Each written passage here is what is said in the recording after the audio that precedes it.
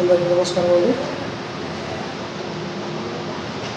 ప్రస్తుతం మృగశిర కార్తీక ప్రారంభమైంది. వర్షాలు కూడా స్టార్ట్ అయినాయి. వాతావరణం కొంత చల్లబడింది భగవంతుడి వల్ల.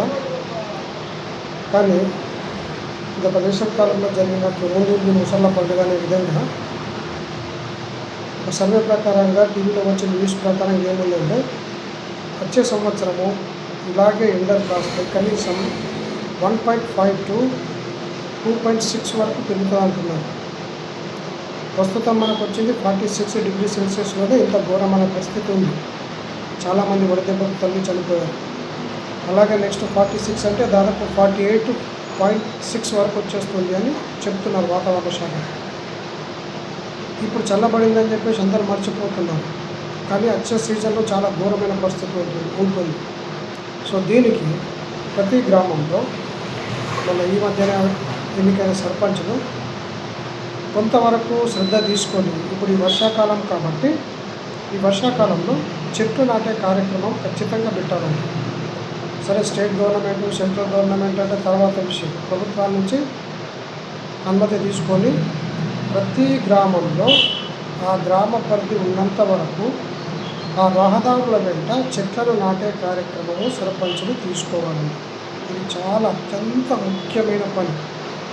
ఎందుకంటే పోయిన ఎండాకాలంలో మనం ఎంత అనుభవించామో అందరికీ తెలుసు. నెక్స్ట్ ఇయర్ అంతకంటే ఎక్కువ వస్తుంది కాబట్టి ఇంకా డేంజర్ జోన్లో ఉంటాం. సో ఈ ప్రతి గ్రామంలో ప్రతి వీధిలో అనుకూలమైన చోటల్లో చెట్లు పెంచాలి. అవి కూడా ఈ చిన్న చెట్లు కాకుండా వేప చెట్లు ఉంటే బాగుంటాయి. ఊళ్ళ మట్టుకు ఊరు బయట రహదారి వెంట మాత్రం ఖచ్చితంగా దీర్ఘకాలికమైన చెట్లు పెట్టాలండి. అంటే దాదాపు మామిడి చెట్టు, అల్ల నేరేడుబండి చెట్టు, ఈ ఇప్ప చెట్టు, ఇలాంటి దీర్ఘకాలికమైన చెట్లని రహదారుల వెంట ప్రతి గ్రామానికి ఆ గ్రామం సరిహద్దు ఎంతవరకు ఉందో ఆ సరిహద్దుకున్న రహదారులు ఎన్ని ఉన్నాయో వాటన్ని చుట్టుపక్కల ప్రతి గ్రామంలో పెట్టుకుంటూ పోతే మరి తర్వాత పక్క గ్రామాలు వాళ్ళు పెట్టుకుంటారు కాబట్టి ఇదంతా కలిసిపోతుంది. కాబట్టి దయచేసి గ్రామంలో ఉన్న ప్రజలు కూడా అందరూ సహకరించాలండి. ఇది చాలా అత్యంత దారుణమైన పరిస్థితి వస్తుంది ఇప్పుడు ఎండాకాలం. ఇప్పుడు పరిస్థితి ఏమైందో వాళ్ళందరికీ తెలిసింది. నెక్స్ట్ ఇయర్ చాలా ఘోరమైన పరిస్థితి ఉంటుంది. సో గ్రామ ప్రజలు కూడా అందరూ సహకరించాలి. ఎందుకంటే చెట్లు లేకపోతే ఏం జరిగిందో మనకు ప్రత్యక్షంగా చూసాము. ఎండాకాలం చాలామంది ఇంటి దగ్గర ఉన్న చెట్లను కొట్టేసుకొని షెడ్ పెట్టుకొని కాల్డన్ పెట్టుకోవడానికి, బైకులు పెట్టుకోవడానికి ఫ్యాన్లు పెట్టుకున్నారు, కూలర్లు పెట్టుకున్నారు, ఏసీలు కూడా పెట్టుకుంటున్నారు. కానీ ఉన్న చెట్లను మాత్రం నరికేస్తున్నారు. ఒకవేళ చెట్లు ఉంటే ఏసీలు అవసరం లేదు, కూలర్లు అవసరం లేదు, ఫ్యాన్లు కూడా అవసరం లేదు. సో కాబట్టి దయచేసి ప్రజలు కూడా దీనికి పూర్తి సహకారం అందించాలండి. ప్రతి గ్రామంలో ప్రతి వీధిలో ఎక్కడ అనుకూలం ఉంటే అక్కడ చెట్లు నాటే కార్యక్రమము గ్రామ పంచాయతీ తీసుకోవాలి. దీని గురించి ప్రభుత్వానికి కూడా నివేదించాలి. ప్రభుత్వం నుంచి సహాయ సహకారాలు తీసుకోవాలి. అలాగే రోడ్ల వెంబడి కూడా ఖచ్చితంగా చెట్లు పెట్టాలండి. చెట్లు పెట్టకపోతే నెక్స్ట్ ఇయర్ అత్యంత ఘోరమైన పరిస్థితి ఉంటుందండి. ఇప్పుడు ఒకవేళ ఏసీ పెట్టుకున్నా కానీ ఇంట్లో ఉన్నంత మట్టుకే ఏసీ ఉంటుంది. బయటకు వస్తే మన పరిస్థితి ఏంటి?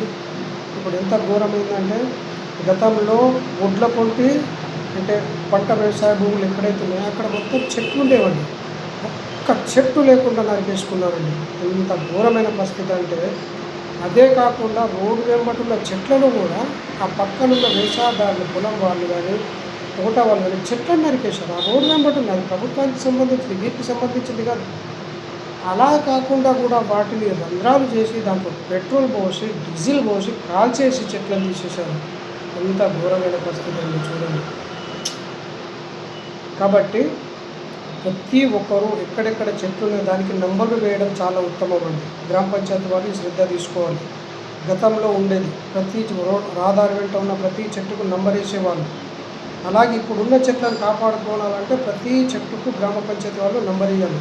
ఒకవేళ చెట్టు తీసేసినట్లయితే వారికి తగిన జుర్మానా విధించాలి. ఇది ఖచ్చితంగా చేయాలి. దయచేసి దీన్ని ప్రతి గ్రామంలో అందరూ ప్రజలు గ్రామ పంచాయతీ సహకారంతో అలాగే రాష్ట్ర కేంద్ర ప్రభుత్వాల సహకారంతో దీనిని ఖచ్చితంగా కొనసాగించాలని చెప్తున్నాను. ఇలా చేయడం వల్ల కొంతవరకైనా వేడిని తగ్గించి మనం ప్రశాంతంగా ఉంటాం. కాబట్టి అందరూ దీన్ని సహకరించండి. సర్వే జనా సుఖినో భవంతు. స్వస్తి.